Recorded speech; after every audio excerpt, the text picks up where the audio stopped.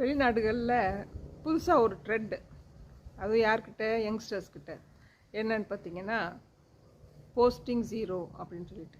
அப்படின்னா என்ன அப்படின்னு பார்த்தீங்கன்னா ரொம்பவே இன்டர்நெட்டில் சோஷியல் மீடியாவில் இருந்தெல்லாம் இந்த யங்ஸ்டர்ஸ் வந்து வேண்டாம் அப்படின்ட்டு எதுவுமே போஸ்ட் பண்ணாமல் அவங்க பாட்டுக்கு அவங்க வேலையை பார்க்குறாங்க அப்படின்னு சொல்கிறாங்க. எவ்வளோ நல்ல விஷயம் இல்லையா?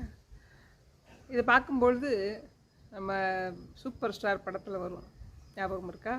அவங்க அப்பா வந்து சிகரெட் ஒரு ஃபுல்லாக நிறைய சிகரெட் வச்சுட்டு ஒரு ரூம்குள்ளே போட்டு பூட்டிட்டு வரான்.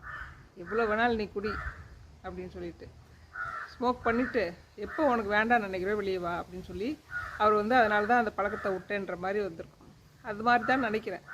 ஏன்னா இன்டர்நெட் அப்படிங்கிறது வந்து ஒரு பொழுதுபோக்கு அப்படிங்கிறதையும் தாண்டி இப்போ ரொம்ப ஒரு ஃபேக் ஆயிடுச்சு.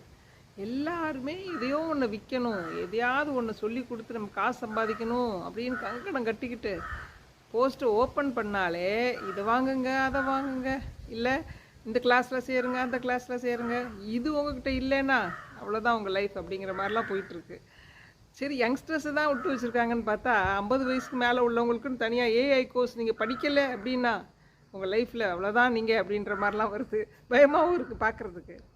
பார்த்தா எதுக்குடா ஏஐ 50 வயசுக்கு மேலேன்னு நான் ரொம்ப நாளாக யோசித்தேன். இப்போ எனக்கும் 50 வயசுக்கு மேலே ஆகிறதுனால எதுக்கு ஏஐ படிக்கணும் அப்படின்னா அதுக்கும் அவன் வந்து ஆன்சர் சொல்கிறான். நீங்கள் வந்து தனிமையில் இருப்பீங்க, யாருமே உங்கள் கூட பேச இருக்க மாட்டாங்க, நீங்கள் இது படிச்சுக்கிட்டீங்க அப்படின்னா உங்கள் கூட எப்போவுமே யாராவது பேசிகிட்டு இருப்பாங்க அப்படின்னு சொல்கிறான். நான் என் கூட யாரும் பேசுகிறதுக்குலன்னு இவன் யார் முடிவு பண்ணுறதுக்கு இல்லையா? நீ ரொம்ப வருத்தப்படுவீங்க அப்படின்னா சொன்னோன்னே நிஜமாகவே நிறைய பேருக்கு பயம் வந்து சேர்ந்து படிச்சும் தெரிஞ்சிருப்பாங்க, அது வேறு விஷயம். அதனால் ரொம்ப டெக்னாலஜி ஜாஸ்தி ஆக ஆக என்ன ஆகுது அப்படின்னா அதை யூஸ் பண்ணி மிஸ்யூஸ் பண்ணுறவங்க தான் ஜாஸ்தி ஆகிட்டே வராங்க. அதால் யூஸ் ஆகிறவங்க ரொம்ப கம்மி. என்னடா ராஜேந்திர மாதிரி பேசுகிறேன்னு நினைக்காதீங்க. அதால் பயன்பெறவங்க ரொம்ப கம்மி. அதை பயன்படுத்தி அடுத்தவங்களை மிஸ்யூஸ் பண்ணுறவங்க தான் ஜாஸ்தி ஆகிட்டே போகிறாங்க. அது இந்த யங்ஸ்டர்ஸ்க்கு நல்லா தெளிவாக இருக்காங்க, தெரிஞ்சிருக்கு இல்லையா? இன்ஸ்டாகிராம் ஓப்பன் பண்ணி பாருங்களேன். நம்ம பார்க்குறதுல 99% வந்து இன்ஃப்ளூயன்சர்ஸ் ஏதோ ஒன்று விற்க தான் ட்ரை பண்ணிகிட்ருக்காங்க. ஏதோ அங்கங்கே அத்தி பூத்த மாதிரி ஏதோ ஒரு நல்ல ரீல்ஸ் ஒன்று வரும், பார்க்கலாம். இல்லைன்னா எல்லாமே ஃபேக். ஒரு கல்யாண வீடியோ போட்டிருப்பான், அது பார்த்திங்கன்னா கீழே கான்டாக்ட் ஃபோட்டோகிராஃபர்னு போட்டிருப்பான். இந்த மாதிரிலாம் போயிட்டுருக்கு உலகம். போஸ்டிங் ஜீரோ அப்படிங்கிறது கூடிய விரைவில் இந்தியாவில் வரணும்.